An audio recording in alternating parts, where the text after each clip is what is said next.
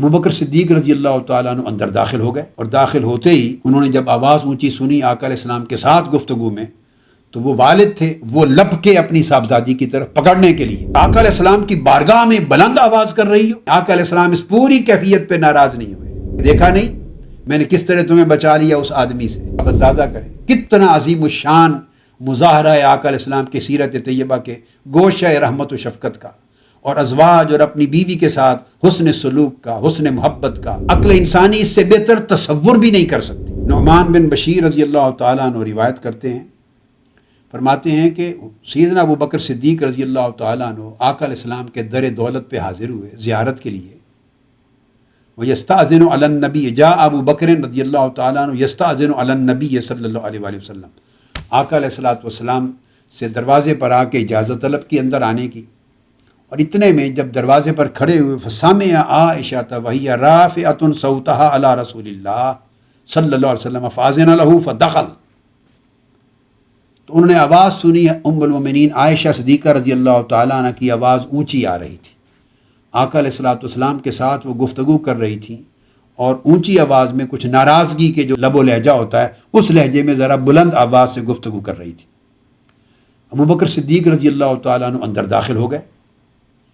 اور داخل ہوتے ہی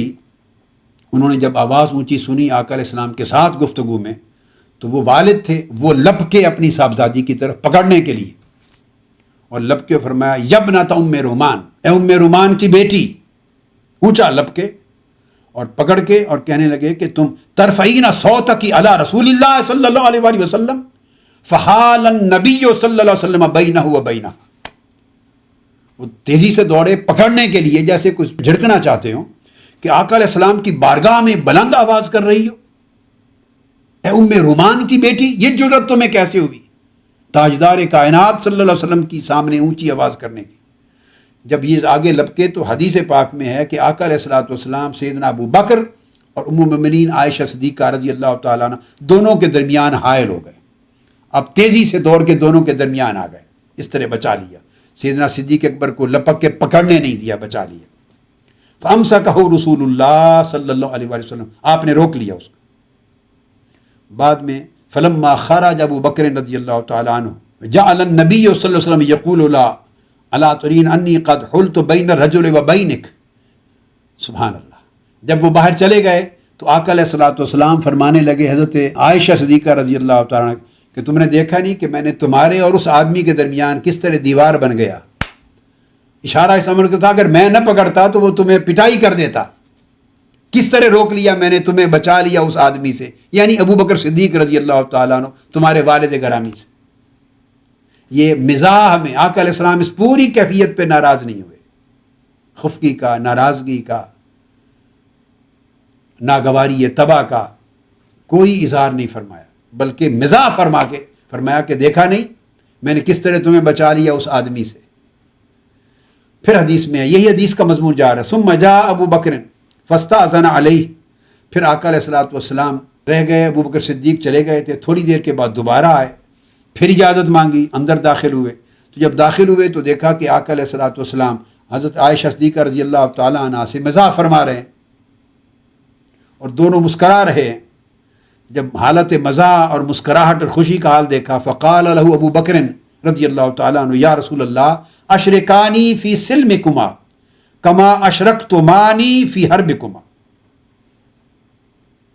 یا رسول اللہ صلی اللہ علیہ وسلم جس طرح آپ دونوں نے مجھے اپنی لڑائی میں شامل کر لیا، اب انہوں نے بھی مزاح کا جملہ عرض کیا، یا رسول اللہ جس طرح آپ دونوں نے لڑائی میں مجھے شامل کر لیا تھا، اب صلح اور رسائی میں بھی مجھے شامل کر لیں، کیونکہ اب رسائی ہو گئی ہے تو مجھے اس میں بھی رسائی میں بھی اسی طرح شامل کر لیں جیسے لڑائی میں شامل ہو گیا تھا۔ فقال رسول اللہ صلی اللہ علیہ وسلم قد فعلنا، آقا علیہ السلام نے فرمایا ابو بکر ہم نے تمہیں رسائی میں بھی شریک کر لیا۔ اب اندازہ کریں کتنا عظیم الشان مظاہرہ ہے آقا علیہ السلام کی سیرت طیبہ کے گوشہ رحمت و شفقت کا، اور ازواج اور اپنی بیوی کے ساتھ حسن سلوک کا، حسن محبت کا، اور ان کے اوپر لطف و کرم اور سہولت اور عنایت کا،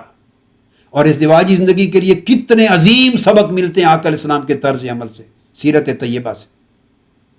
اس سے بڑھ کر نرمی، شفقت، حسن سلوک، حقوق ازواج بیویوں کے حقوق کا اور اس سے بہتر تصور ازدواجی زندگی میں اور کیا دیا جا سکتا ہے؟ عقل انسانی اس سے بہتر تصور بھی نہیں کر سکتی۔ یہ حدیث صحیح ہے، اس کو امام احمد بن حنبل نے اپنی مسند میں روایت کیا، امام ابو داؤد نے سیاستہ کے اندر اپنی سنن میں روایت کیا، امام نسائی نے بھی سیاستہ میں اپنی سنن کے اندر روایت کیا، امام طحاوی نے بھی روایت کیا، اس کو شرح مشکل الآثار میں امام بزار نے روایت کیا اپنے مسند میں، اور ساری روایتیں رجال صحیح کے ساتھ روایت کی۔ حافظ ابن یسقلانی نے بھی اس کو بغیر کسی شک و شبہ کے حدیث سے صحیح قرار دی فتح الباری میں۔ اب آپ اس سے یہ پتہ چلتا ہے کہ خواتین کے اندر اگر کبھی کوئی ناراضگی کا عنصر پیدا ہو گیا یا خفا ہو گئیں یا اونچی آواز سے بات کر لی، جہاں سارا دن وہ خدمت کرتی ہیں، وہ آپ کے حقوق ادا کرتی ہیں، آپ کے گھر بار کو دیکھتی ہیں، آپ کے بچوں کو سنبھالتی ہیں، بچوں کو پالتی ہیں، ان کی صبح و شام صفائی کرتی ہیں، کھانا کھلاتی ہیں، آپ کو لک آفٹر کرتی ہیں، گھر کی وہ ضروریات جو ان کے فرائض میں بھی نہیں ہیں شرعاً، وہ بھی آپ کے لیے احساناً اور محبتاً ادا کرتی ہیں اور آپ کے ساتھ ایک حسن رفاقت کا مظاہرہ کرتی ہیں۔ اتنے تمام معاملات کرنے کے باوجود صبح سے شام تک انسان تھک ہار جاتا ہے کام کرتے کرتے، اور ہماری سوسائٹی میں تو کتنے لوگ ہیں جو ملازموں کو افورڈ نہیں کر سکتے، میجورٹی وہی ہے، ان میں تو گھر کے برتن بھی وہی دھوتی ہیں، گھر کے کپڑے بھی وہی دھوتی ہیں، کھانا پکانا بھی سب کچھ خواتین کرتی ہیں بیویاں، اور گھر کی صفائی جھاڑو وغیرہ اور ڈسٹنگ بھی وہی کرتی ہیں۔ جہاں ملازم رکھنے کی اور تنخواہ دینے کی گنجائش نہیں ہے، وہ مور دین 90% گھر ہوں گے شاید سوسائٹی میں، یا مور دین 80% ہوں گے پروبیبلی گھر، تو بولیے وہاں کیا کرتی ہیں؟ یہ سارے کام شرعاً جو ان کے فرائض میں شامل نہیں ہیں،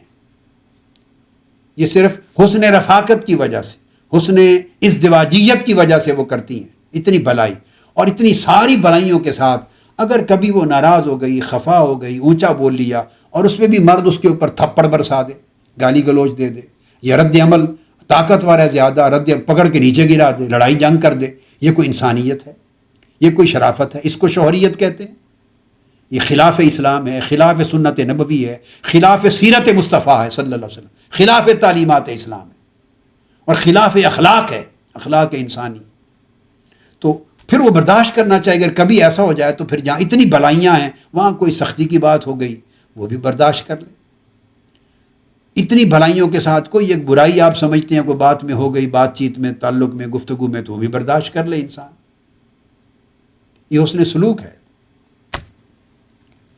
اور یہ اسلام کی تعلیم رحمت و شفقت بھی ہے۔